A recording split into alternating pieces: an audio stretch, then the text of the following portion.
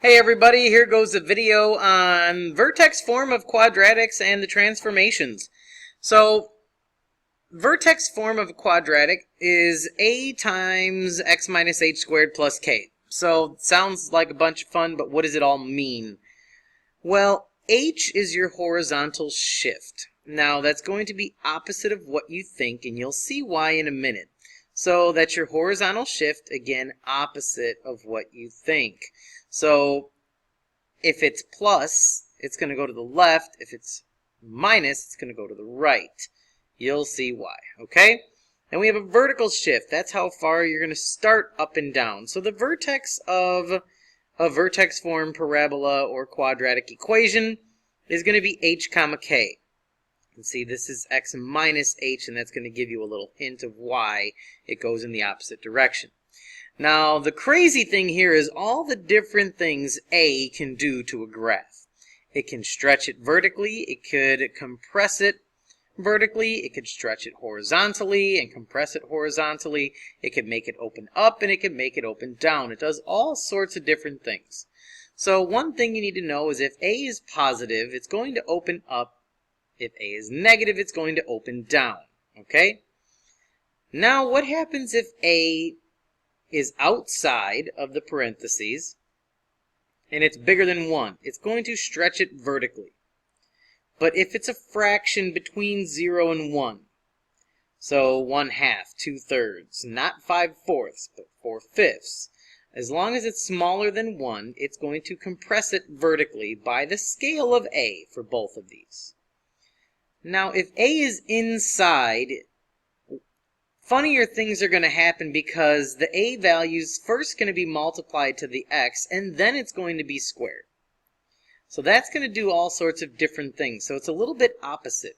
If A is bigger than 1, it's actually going to compress it horizontally, or towards the y-axis. And same thing if it's a fraction, it's actually going to stretch it horizontally. And the scale is the reciprocal of A. Okay, so it's going to make a lot more sense once we go through some examples, so let's go do that. Now, for all the graphs that we're going to talk about, we're going to use our parent graph, which is a standard f of x or y equals x squared. Okay, whenever there are no transformations, that is called a parent graph. So this is just a traditional or typical x squared graph. 0 squared is 0, 1 squared is 1, 2 squared is 4, 3 squared is 9, negative 3 squared is also 9. As you can see, we are symmetrical about the y-axis because we haven't moved anywhere. So what we're going to do now, in all of the graphs we have here in gray, I have the parent graph so you can kind of see what's happening. So what we're going to do is start talking about the different transformations. Now remember, if there's just a negative x, the parentheses goes around the x. The parentheses is always going to go around the x if there are none listed, and just the x. If I want something else in the parentheses, I've got to give it to you. So I just wanted you to see that. I wanted you to watch me put the parentheses in. So, what happens if 0 is squared and then we multiply it by a negative sign? Well, it's still going to be 0. What happens if we take 1 and square it? We get 1, but if we multiply it by a negative, we get a negative 1. If we take a 2 and square it, we get a 4, but if we have a negative out front, it's going to give us a negative 4. So I wanted you to see that a negative will, in fact, flip or reflect the quadratic over the x-axis. Because once we take all the x values, we're going to multiply it by a negative, so all the y values will become negative. Okay? The next one, what does a plus 2 or a vertical shift do? Well, we'll talk about, of course, a parent graph. 0 squared is 0, 1 squared is 1, but what happens if we were to take 1 squared and add 2 to it? 1 squared plus 2 is going to give us 3. So let's go back to that 0. 0 squared is 0 plus 2 is 2. And let's go to a 2. 2 squared is 4 plus 2 is 6. So we go to 2 and we go up to 6. And then if we were to go to 3 squared is 9 plus 2 is 11. So we would be right up here. As you can see, basically the only thing that happens to every single point of the parent graph, it just gets 2 higher. That's because we are just shifting the entire parabola vertically. So that is a vertical shift. So the horizontal shift, I said that one's going to be a little bit different. If you were to think about this, you'd say, oh, that looks like it's just going to shift it to the right 4 units. But here's why that's wrong. Let's take a 0 and put a 0 in here. 0 plus 4 is 4 squared is 16. So when x is equal to 0, this graph is all the way off the chart. If you were to say 1, that would be 1, and that would be 25. That's even farther off the chart. So you're thinking maybe this is just 4 units to the right. Well, go ahead, try 4. 4 plus 4 is 8, and that's going to be 64. So we got to start going backwards. This is why it's a shift of 4 to the left. Plug in a negative 4. If x is negative 4, negative 4 plus 4 is 0, and 0 squared is 0. That's how you get back down here. Negative 3 plus 4 is 1. 1 squared is 1. Negative 5 plus 4 is a negative 1 squared is still a 1. So now you can see that basically this entire graph has been moved 1, 2, 3, 4 places to the left. 1, 2, 3, 4 places to the left. You can go all the way up here. 1, 2, 3, 4 places to the left. So that guy was a negative 7. Negative 7 plus 4 is a negative 3, and negative 3 squared is 9. So that's why everything gets moved in the opposite direction when it is inside the parentheses. Okay? So when you look at this, if you're asking for the horizontal shift, it's 4 to the left, not 4 to the right, and there's why. Let's talk about that a value for a little bit now. Our a value here is 3. It's outside of the parentheses, which means we're multiplying everything that comes out of the function by 3. So 0 squared is 0, and 0 times 3 is still 0, so our x value of 0 is still going to give us 0. But now let's try 1.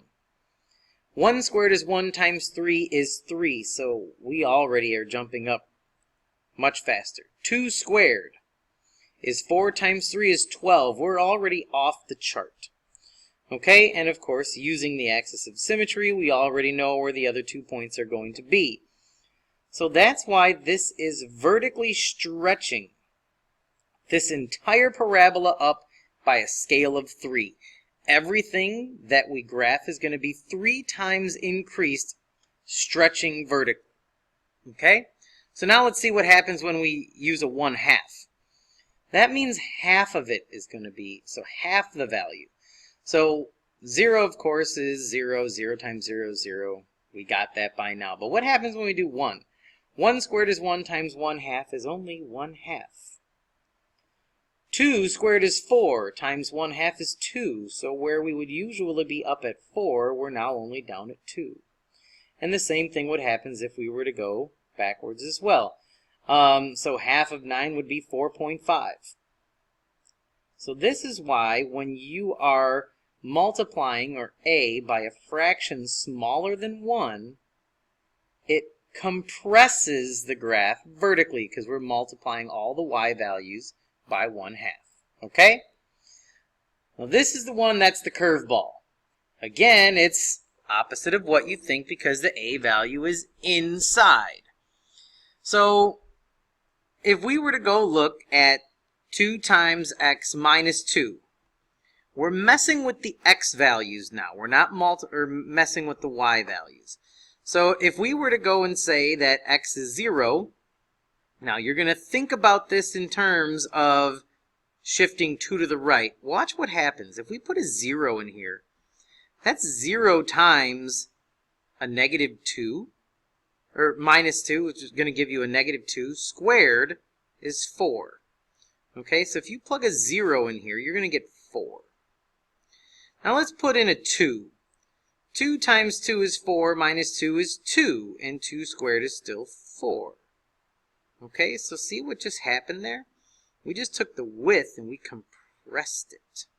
Even though this is a much bigger a value than what you would think, it's compressing it. Let's try a 4.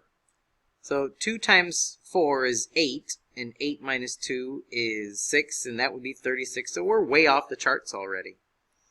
So why don't we try a 1? 2 times 1 is 2, minus 2 is 0. So 1 brings us all the way back down to 0. So notice how it messed with the shift a little bit. You thought that it might shift it 2 to the right, but it only shifted it 1 to the right. That's because this whole thing has been compressed by a scale of 1/2. It has horizontally been squished. That's the difference between vertical and horizontal compression and expansion, or stretching. So quickly we'll show you what happens with the 1/2. Let's go pick a good value of 2, because we can easily take half of 2 would be 1. 1 minus 2 would be a negative 1 squared is 1. So 2 is going to give us our 1. But now let's go all the way over and let's pick a 4. Because half of 4 is 2, and 2 minus 2 is 0. So that's where we get our horizontal stretching, because it's a fraction. So remember, the stretch value is opposite. It's the reciprocal of a. So we're stretching this horizontally by a scale of 2. And this graph is going to get much wider in terms of horizontal stretching. Okay, so it's really difficult to see the differences when you're talking about vertical and horizontal, but that should help clear it up a little bit. So the last one, we're just going to mess with a whole bunch of stuff. So again, we are in vertex form. So 3 to the right and 8 up is going to tell us that our vertex is at 3, 8. And now we're going to have a scale of -2. It's on the outside, which means we're going to multiply all of the y values after we substitute an x in by a -2. So this is going to open down, and it's going to be stretching much faster. Okay? So this graph, after you plot a whole bunch of good points, is going to start at 3, +8, because our vertical shift is 8, and our horizontal is opposite of what we would think at 3. And we're going to open down because it's negative and stretch it vertically by a scale of 2. Okay? So I know that was a long video, but there was a lot to talk about with the different types of transformations of quadratics. So this is Longo, and I'm out. See you, bye.